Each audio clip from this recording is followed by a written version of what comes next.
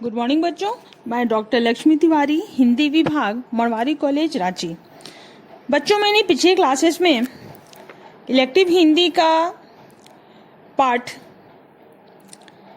निर्मल वर्मा का यात्रा वृतांत, जहाँ कोई वापसी नहीं, पढ़ाई थी।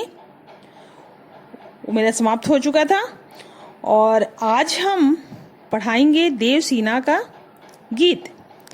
देवसेना का गीत के रचयिता हैं जयशंकर प्रसाद। तो देवसेना का गीत शुरू करने से पहले थोड़ा 2-4 लाइन हम लोग जयशंकर प्रसाद के बारे में जान लें, उसके बाद फिर हम लोग आगे बढ़ेंगे। जयशंकर प्रसाद छायावादी काव्य हैं। छायावादी काव्य के कवि ही न कहकर हम यह भी कह सकते हैं कि छायावादी काव्य के 4 स्तंभों में से एक हैं।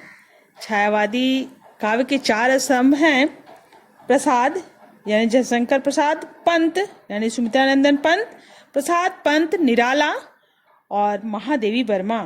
इन चारों के द्वारा ही पूरा छायावाद का स्तंभ टिका हुआ है।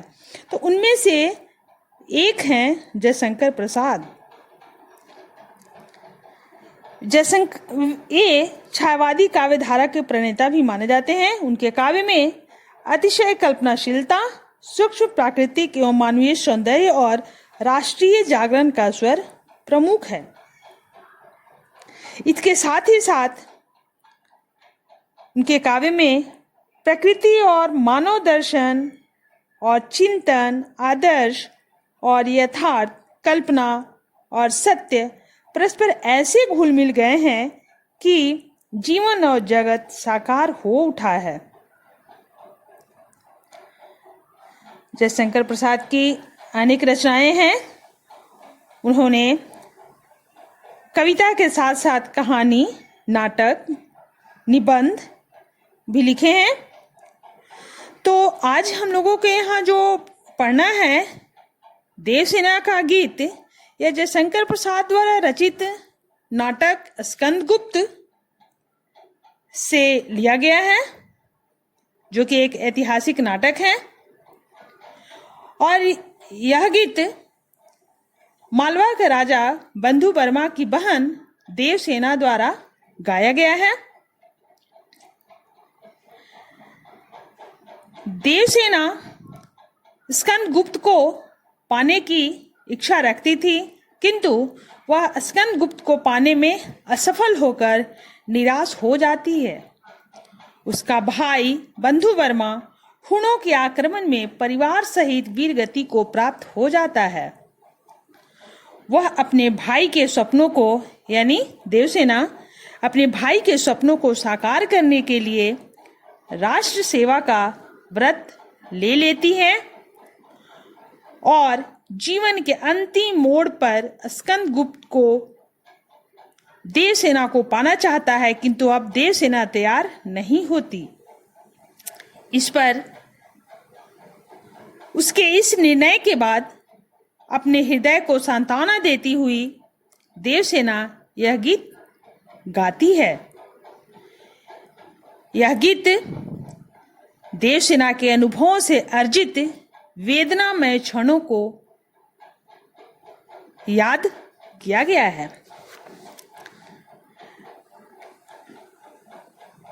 देवसेना कहती है, कविता की पंक्तियां को देखें।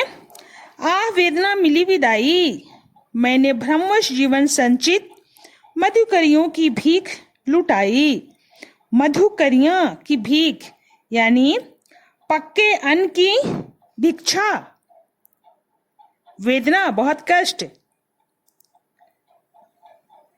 छल छल थे संध्या के श्रमकन, आंसू से गिरते थे प्रतिक्षण। मेरी यात्रा पर लेती थी निर्वता अनंत अंगड़ाई। अनंत यानी कि रुकने वाली नहीं, अंतहीन, निर्वता खामोशी, मौन। इन पंक्तियों में देवसेना कहती है कि जीवन के अंतिम पड़ाव पर जीवन से विदाई लेते समय भी वेदना ही मिली, यानी कष्ट ही मिला।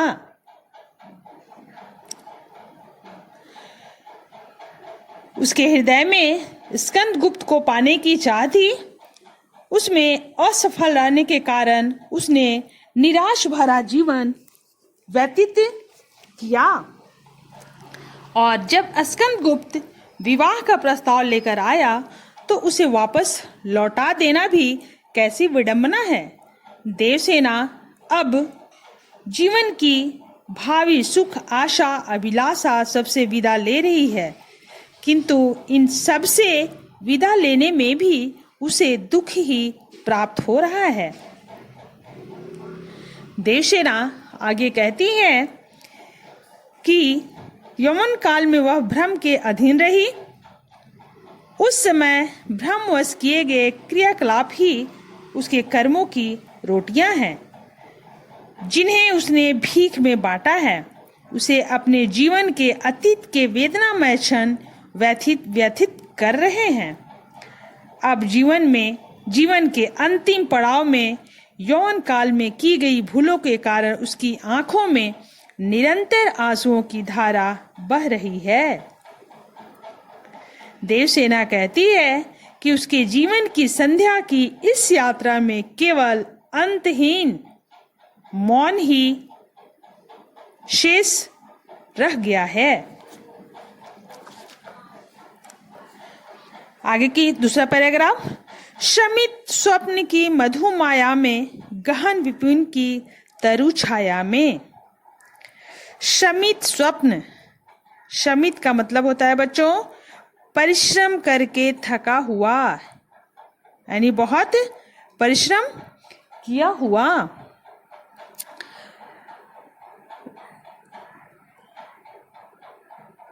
पथिक गहन विपिन की तरु छाया में, पथिक वनिंदी श्रुति में किसने यह विहाग की तान उठाई। लगी सतृष्ण दीठ थी सबकी, रही बचाए फिरती कब की। मेरी आशा आह बावली, तूने खो दी सकल कमाई। उनिंदी यानी नींद से भरी हुई, नींद से भरी हुई। विहाग यानी अर्धरात्रि में गाया जाने वाला राग। आगे देखते हैं बच्चों इसका प्रसंग। उपयुक्त पंक्तियों में देवसेना कहती हैं कि स्कंदगुप्त को न पाकर मैंने अपने प्रेम को भूल चुकी थी। ऐसे में स्कंदगुप्त ने प्रस्ताव रखकर पुनः उसे एक स्वप्न दे दिया।